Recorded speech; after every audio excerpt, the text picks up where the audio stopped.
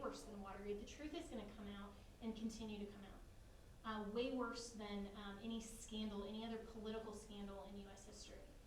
And we have to continue to boldly fight and to be the citizens that are stepping up and saying, I want more responsibility because I will do the job that it takes, and I'm willing to be in public office because I love my country that much. That's what Donald Trump has done, and that's what he continues to do.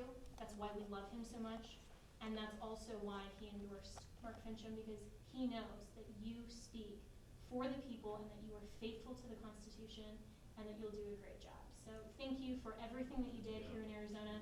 Sonny Borelli as well, all of you here, thank you for inviting us to come and share about the election and for standing up with courage. And thank all of you for being here, lending your voice, and continue to support all of them as they continue to advocate for us, because we will never back down. This country cannot be lost.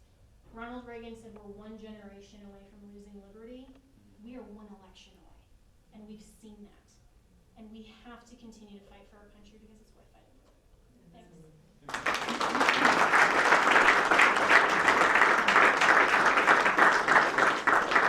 Thanks. I want to echo the comments that Jenna and Bernie have gone into the health of our state, the health of our republic. And ladies and gentlemen, right now, our republic is filled with rot. It is filled with self-serving, underhanded individuals who are the opposite of what Exodus 18:21 calls us to choose.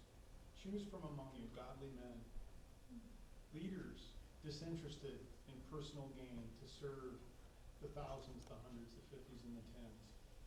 No mistake that that's a Republican form of government. So even though we may vilify some of the individuals in office, there is a gentleman here who has served his country honorably as a war fighter that I want to introduce for just a moment. I want to be very clear. He is in a primary, so he is not making an endorsement, but he did agree to come this evening and co-host this event. Special Operator Eli Crane.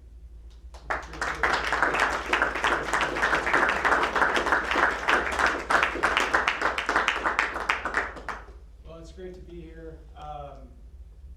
And the reason I'm here is because I love this country. And when Bernie was running New York during the biggest terrorist attack in U.S. history, I was at the University of Arizona starting my senior year. I dropped out that week, and I wanted to go serve my country because I knew that evil triumphs when good men do nothing. And I knew this country needed the next generation to stand up and fight for it. And that's exactly why I'm here now. At that point in history, the biggest threat to this country was foreign. Today, it's domestic. And it breaks my heart as I sit here and I watch this corruption and I watch cowardice. Cowardice. And that's why I'm drawn to men and women who are courageous. I didn't know Mark Finchem. I never met him. But as I started looking around, is there anybody that is willing to fight?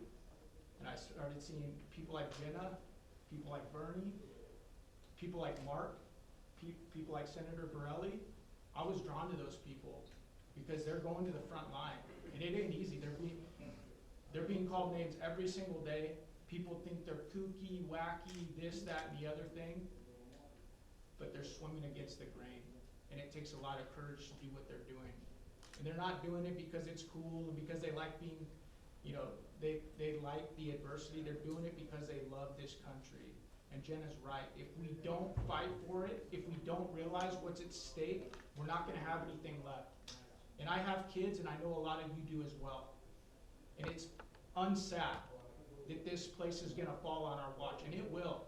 Because there are a lot of corrupt people in very powerful places in this world, and all they care about is power and money. And our kids and the next generations deserve better. And that's why I'm running, and that's why I'm here to support Mark, because he's a fighter, and he's got courage. And I'm telling you right now, this isn't a character issue. This is not an education issue, it's not an experience issue. It's a character and a courage issue. And that's why I look to guys like Mark and I say, hey brother, I'll get on this log with you. Let's roll. Let's go. And so I'm asking you guys to do the same. I'm asking you to look for those candidates that have courage and backbone, that aren't afraid to go against the grain, because I'll tell you what, if you're fighting for freedom, if you're fighting for the core values that made this country great in the first place, you are going against the grain and you will take heavies. It's period, point blank. I don't like it. I'll tell you right now, I left the Navy in 2014. I was broken, my body was broken, I was watching my kids grow up in pictures, and I was tired. I was tired of fighting. But I did swear an oath, like many men and women in this room did, to protect this country from foreign and domestic threats. And like I said, right now, we have a lot of foreign threats that are very, very alarming and very real. But the biggest threat to this country right now is corruption and rot and wickedness within. And if we don't take it back, here's the thing, nobody's coming for us. Nobody's coming. It's us. It's we, the people. We got to take it back. We had a saying in the SEAL teams. The saying was, find work. That means don't be the guy standing around on target with your hands in your pockets, not doing anything, because there's always something to do. And there's never been a time in history like right now where there's so much to do and so few who are willing to do it. And that's why I'm glad to support this guy right here, because I know he's not afraid to carry the load, and I know he's not afraid to run headlong into adversity. Thank you.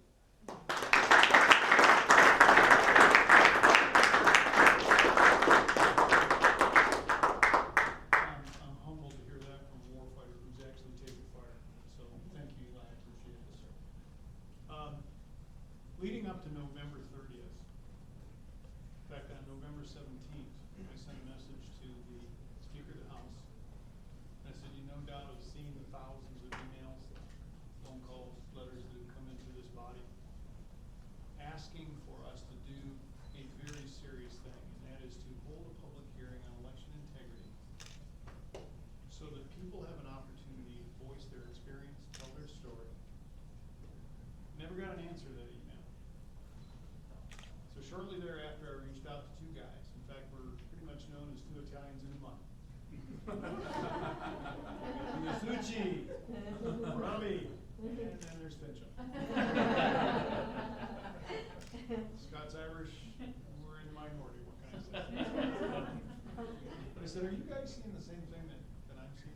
And of course, yeah. I said, well, I think we need to do something about this because our constituents are calling upon us to act. And both of them, just like is the experience of a civilian law enforcement officer, you run to the shots fired, you don't run away. So I asked Leo and Sonny to help me assemble a panel that was willing to step up, a panel of courageous people. That number was pretty limited. There are a lot of people that I call windwalkers. They wanted to see what direction the wind was going to flow before they take a step. But not these two guys. So the first gentleman, one of our co-hosts this evening that I'd like to introduce, Leo Biasucci. He is the majority whip for the Republican-held House. We hold it by one vote.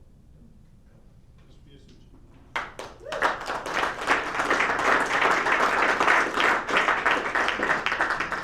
I'll try to be quick, but I want to share the story a little bit about what Mark said about in November. So I get a phone call from Mark. He said, hey, there's some weird things going on with the election. I got a call from Rudy Giuliani and Bernie, and they want to talk. I was like, Rudy Giuliani called you? Really, Mark? He's like, no, I'm telling you. I'm like, all right, I'm all in. So he's like, well, call Sonny, let him know, and let's get on the phone call, see what's going on. So I call Sonny. And hey, Sonny, Rudy Giuliani called Mark. And Sonny's like, why the hell would he call Mark? Is he under indictment? Yeah, exactly. There's no way. I've never been to New York. He's like, there's no way that something's weird. So, but finally we're like, you know what?